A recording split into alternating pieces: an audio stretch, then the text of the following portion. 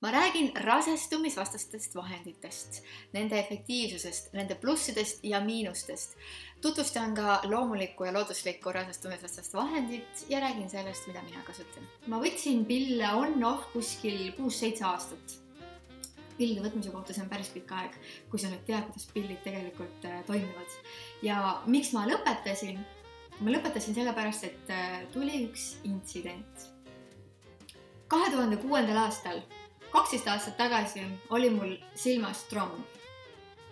Ilmnes selliselt, et läksin postkastist võtma posti ja toona siis koht, kus ma elasin, postkastid olid natuke kõrgemal ja sükest elehalli värvi. Ja ma mäletan, et ma hakkasin võtma postkastist posti välja, kui ma vaatasin, et mingisugused sellised tumedad laigud on postkasti peal. Ja tumedad laigud liikusid vastavalt sellele, kuidas mina oma silmi liigutasin. Ma ei saanud alguses aru, mis asi see on. Ma läksin silmaarsti juurde. Ma käisin 4 erineva silmaarsti juures ja nad kõik ütlesid mulle, et see on psühhosomaatiline probleem. Minge palun psühholoogi juurde, teie silmaga korras. Ma olin veendunud, et see probleem siiski on täiesti olemas ja läksin ühe arsti juurde veel. Äkki ma saan siiski abi. See arst ütles ma samamoodi, et su silmapõhjad on korras, kõik su silma nägemine on korras, kõik on väga fine, et tõepoolest, et sa kujutad seda ette. Ma läksin sealt väga õnnetuna minema. Ja kui ma olin trepist alla läinud, siis silmaarst jooksis mulle järgi ja ütles, et tead, üks asi on veel, mida ma tahan vaadata. Palun tule korraks tagasi. Ta vaatas mu silmad uuesti üle ja ütles, et jaa, klaaskeha sees on hõljumid, hulbivad hõljumid. See viitab sellele, et sul on mingi ajahetkel lõhkenud silmas väikesed veresooned ja nüüd siis sellest intsidendist need jäägid seal hõljuvad. Aja jooksul nad ilmselt hägustuvad, lähevad nagu õrnemaks, et sa enam neid ei näe, aga nad päris ärge ka. See oli mulle pärast šokk. See oli muidugi väga meeldiv kinnitus sellele, et ma ei kujuta seda ise ette ja see probleem tõepoolest päriselt eksisteerib. Küll aga ütles mu silmaarst, et kohe esimese asjana, kas sa võtad pille. Ütlesin talle, jaa, ma võtan juba 6-7 aastat pille. Ta ütles mulle, kas ei tea, et pillid on otseselt seotud silmade ja üldse väikeste veresoonte tervisega. Kas sa ei tea, et pillide võtmisel on tromboosi oht kõrgem ja kas sa ei tea, et sa pead kogu aeg jälgima oma verepaksust siis. Ma ei olnud sellest teadlik. Ja see oli mulle väga suur üllatus. Kui ma läksin oma naistearsti juurde ja küsisin ka enne oma sõbrannade käest, siis sõbrannad ei teadnud midagi ja naistearst ütles, et nojah, see väike oht on, aga see ei ole midagi erilist. Ma olin tõeliselt üllatunud, sest minuga oli see reaalselt juhtunud ja see täiesti ebaausalt mulle ei olnud seda öeldud. Ja mu enda poolt oli see täiesti teadmatus ja soovimatus uskuda seda, mis on siis kirjas Pukendi infolehel. Minust tekkis soov mõista naise tsükli olemust lähemalt. Paljud naised ei tea oma tsüklist rohkemat, kui et kord kuus on päevad, vahepeal on ovulatsioon ja pidevalt kardetakse rasedaks jäämist. Ma olen tänaseks olnud 12 aastat vaba sünteetilistest rasestumisvastastest vahenditest. Ja loomulikul eluviisil hakkasin ma ka otsima loomulikku meetodit, kuidas siis mõista oma keha, oma tsüklit ja kuidas elada selliselt, et kogu aeg ei peaks olema kuklas meeles, et äkki vaja rasedaks. Ma avastasin, mida lähemal ma olen loomulikule elustiilile, seda enam on ovulatsioon mul täpselt samal ajal. Ja iga kuu algavad ka päevad täpselt samal ajal. Nüüd, kui ma märkan, et päevad muutuvad, siis see on alati seotud energeetiliste muutustega. Ja enamasti naise tsükkel, mida lähemal sa oled ise endale ja loodusele, on täiskuu ajal. See on kõige põnevam aeg.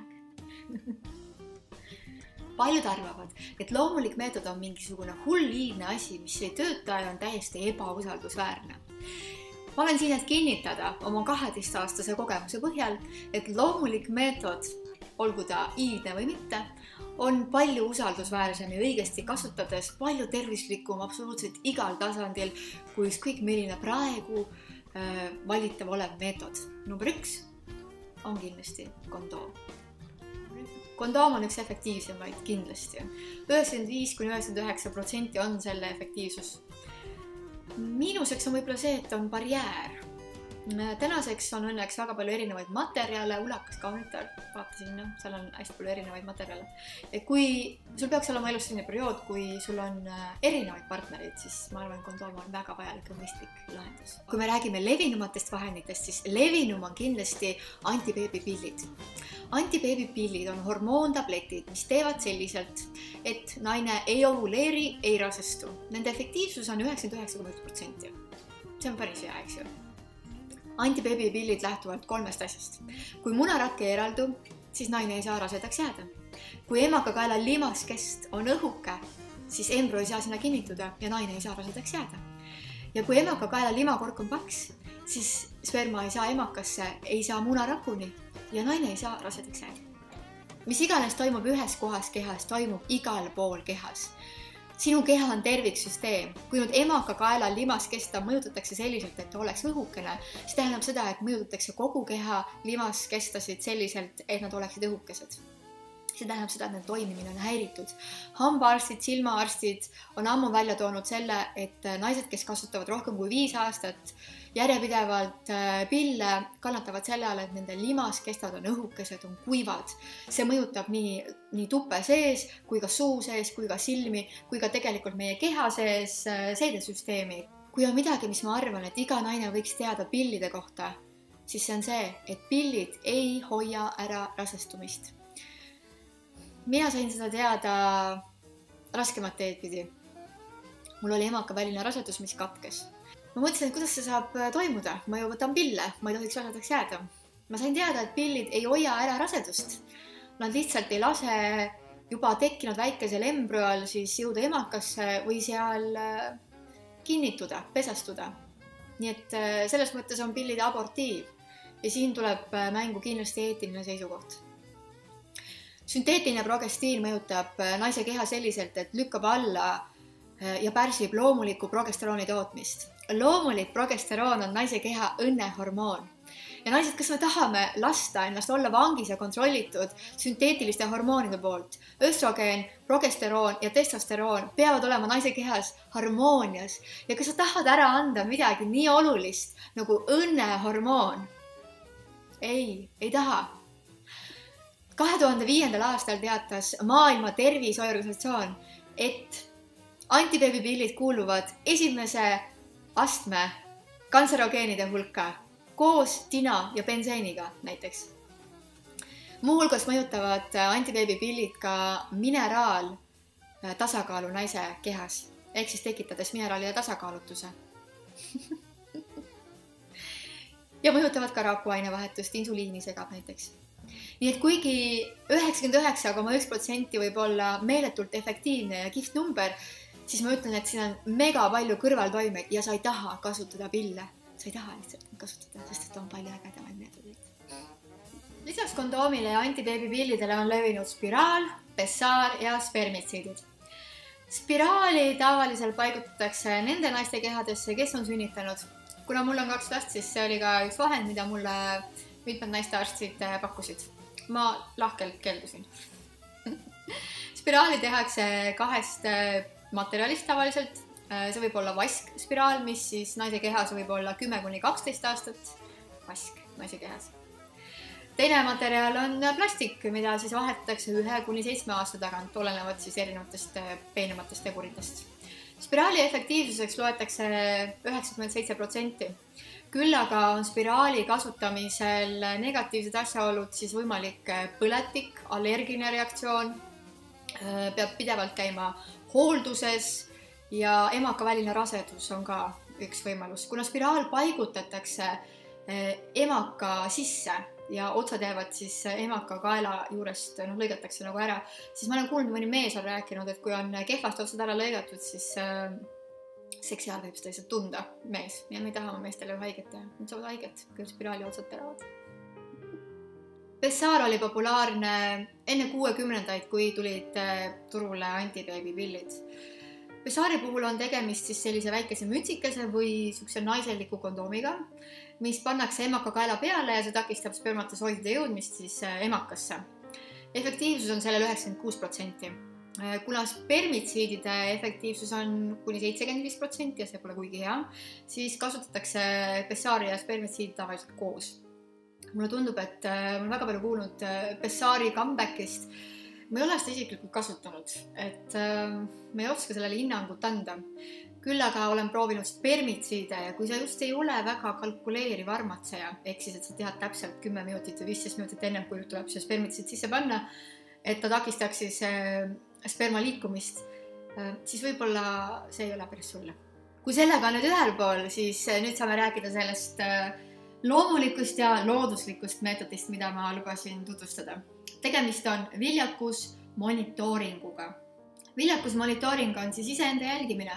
Selle efektiivsus on 96% ja see tähendab seda, et sa jälgid oma basaaltemperatuuri, sa jälgid oma tundeid, sa jälgid oma sümptome. Tegelikkuses sa saad veel jälgida ka seda, et millises positsioonis on su emakas, sest et see liigub üles-alla ja milline on su limaeritus, ehk siis, et mida rohkem hoiab koos, seda lähemal sa siis oled ovulatsioonile. Ma annan sulle ka 2 head lehekülge, fertilityfriend.com ja Maja. Need mõlemad sa saad tõmmata oma telefoni äpina ja siis paned sinna sisse oma päevade alguse. Ta arvutab sulle siis ovulatsiooni ja ütleb sulle ära, millistel päevadel on ohtlik, ehk siis, et sa võid rasestuda või millistel päevadel siis on vastupidi täiesti rahulik ja safe ja sa võid tunda rõõmu oma partnerist. Pikka aega kasutasin ma lihtsalt iseenda jälgimist. Ma panin tähele sümptome, millistel hetkedel mul tuli näiteks mingi üks punn kuskile või millistel hetkedel mu söögiisu kasvas, reaalselt keha läheb kuumemaks, kui on ovulatsioon, millisel hetkel mul on iha rohkem nädal aega enne päevasid tavaliselt, mul lähevad rinnad tundlikuks ja kui päevad tulevad, siis kohe see langeb hästi palju selliseid väikeseid sümptome, oma tujusid ka. Kuni siis ma sattusin kokku ühe väga ägeda asjaga. See on Daisy. Ja Daisist on saanud minu sõber. Daisy on siis edasiarendus Lady Compist. See tähendab seda, et Daisy algoritm on koostatud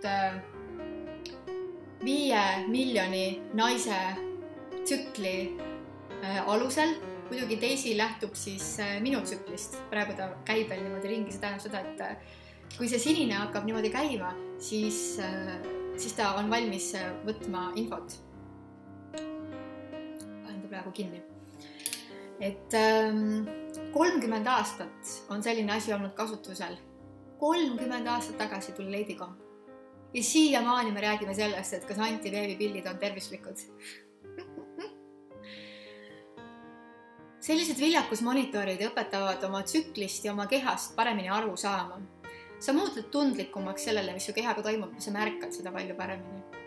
Daisy efektiivsus on õigel kasutamisel, räägitakse 99,3%. See on isegi kõrgem kui antiveebipillide kasutamisel. No, kuidas Daisy töötab? Daisy töötab selliselt, et hommikul ärkad ülesse ja enne kui voodist tõusud, võtad Daisy, võtad korgi pealt ära, vajutad ta sisse. Kõigepealt ta näitab sulle siis ilusti ära, et kas täna on punane, kollane või roheline päev. Punane tähendab seda, et on ohtlik periood ja sa võid jääda rasedaks. Kollane tähendab seda, et ta ei ole päris kindel, mis toimub, et ilmselt on mingi info kõikumine. Kollast ta annab siis rohkem, kui sa jätad päevi vahele. Mul on ikka mõnikord sellised päevad, kui ma jätan ikka 2 päeva vahele, siis ma tean, et ta viskab mulle kollast päevi rohkem. Ja roheline on siis see, kui on et roheline tuli. Võid vabalt oma partneriga lähedust ja intiimsust nautida. Ja hommikul ma siis vajutan ta sisse ja siis ta hakkab niimoodi siniselt käima. See tähendab seda, et ta on siis nüüd valmis infot koguma. Siis ma panen ta endale keele alla ja hoian ja siis ta teeb piiks ja annab mulle tule. Ja niimoodi ongi hästi lihtne Daisyt kasutada. Daisyl on ka äpp ja selle äpiga ma siis sünkroniseerin seda, üks väike juhe läheb telefoni ja siis ta seal näitab mulle kõik ära, millised päevad on punased, millised kollased, millised rohelised. Kuna ma olen Daisyt kasutanud nüüd juba tükk aega, siis alguses ta andis mulle selliseid kollaseid päevi ja see pani mind kukalt kratsima. Mul on juhtunud, et ma unustan Daisy näiteks maha, kui ma lähen reisile. võime lihtsalt unustama mõõta, aga kui jääb mitu päeva vahele, siis on jama ja eriti kui sa näiteks ei märgi esimesel 3 päeval oma menstruatsiooni algust, siis põhimõtteliselt hiljem sa ei saagi märkida ja sellisel juhul siis tuleb teisi kiirabi ja võtab sinu teisi, paneb andmed sisse, toob sulle kohe järgmine päev tagasi. Ja siia lõppu veel üks asi, et kui populaarseks on saanud need sellised loomulikud ja looduslikud vahendid. Eelmine aasta ühed Rootsi teadlased esimest korda said siis Euroopa tasandil ka seaduslikult kinnitatud selle, et selline loomulik viljakus monitooring on kõige täpsem, täiesti turvaline ja usaldusväärne vahend ja eelistatud vahend üle-euroopaliselt. Ma loodan, et see levib ka rohkem üle maailma ja aina rohkem naised saavad olla vabad sünteetiliste hormoonide vangistusest ja lasta oma naiselikkusel rõõmsalt olla. Muud ma ei tahanudki.